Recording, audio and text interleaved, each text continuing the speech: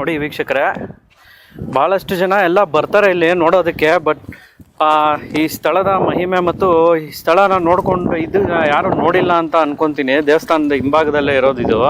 ಲಕ್ಷ್ಮೀನರಸಿಂಹ ದೇವಸ್ಥಾನದ ಹಿಂಭಾಗದಲ್ಲಿ ಸುವರ್ಣಮುಖಿ ಹೋಗುವ ದಾರಿಯ ಸಂದರ್ಭದಲ್ಲಿ ಇದು ರಾಮನು ಸಂಚಾರ ಮಾಡುವಂಥ ಸ್ಥಳ ಆಗಿರುವಂಥ ಬಾಯಾರಿಕೆ ಆಗುವಂಥ ಸಂದರ್ಭದಲ್ಲಿ ರಾಮನು ಬಾಣವನ್ನು ಬಿಟ್ಟು ನೀರನ್ನು ಸೃಷ್ಟಿಸಿ ಬಾಯಾರಿಕೆ ಇಂಗಿಸಿರುವಂಥ ಸ್ಥಳ ಇದು ರಾಮಬಾಣ ಗುಂಡಿ ಅಂತ ಕರೆಯಲ್ಪಡುತ್ತದೆ.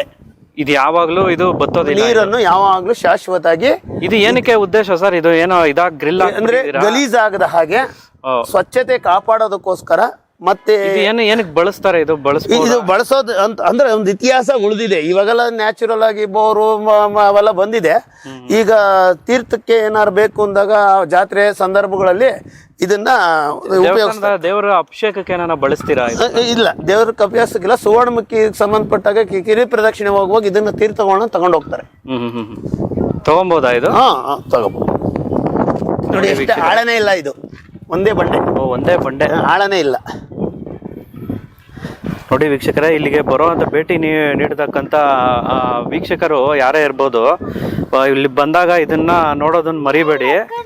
ಈ ಶ್ರೀರಾಮರು ಬಾಯಾರಿಕೆ ಆದಾಗ ಇಲ್ಲಿ ಬಂದು ಒಂದೇ ಬಾಣದಿಂದ ಬಿಟ್ಟಿರ್ತಕ್ಕಂಥ ಸ್ಥಳ, ಒಂದೇ ಬಂಡೆಯಲ್ಲಿ ನೀರು ಉತ್ಪತ್ತಿಯಾಗಿದಂತ ಬಾಯಾರಿಕೆನ ಹಿಂಗಿಸ್ಕೊಳಕ್ಕಾಗಿ ಇದು ರಾಮಬಾಣ ಇಲ್ಲ. ಬಟ್ ಆದ್ರೆ ಯಾವಾಗ್ಲೂ ಇದು ನೀರು ಹಿಂಗೋದೇ ಇಲ್ಲ ಅಂತೆ. ಯಾವುದೇ ಒಂದು ಯಾವುದೇ ಒಂದು ಸೀಸನ್ ಅರ್ಧ ಅಡಿ ಎಂತ ಬೇಸಿಗೆದ್ರೆ ಅರ್ಧ ಅಡಿ ನೀರಿದ್ದೇ ಇರುತ್ತೆ.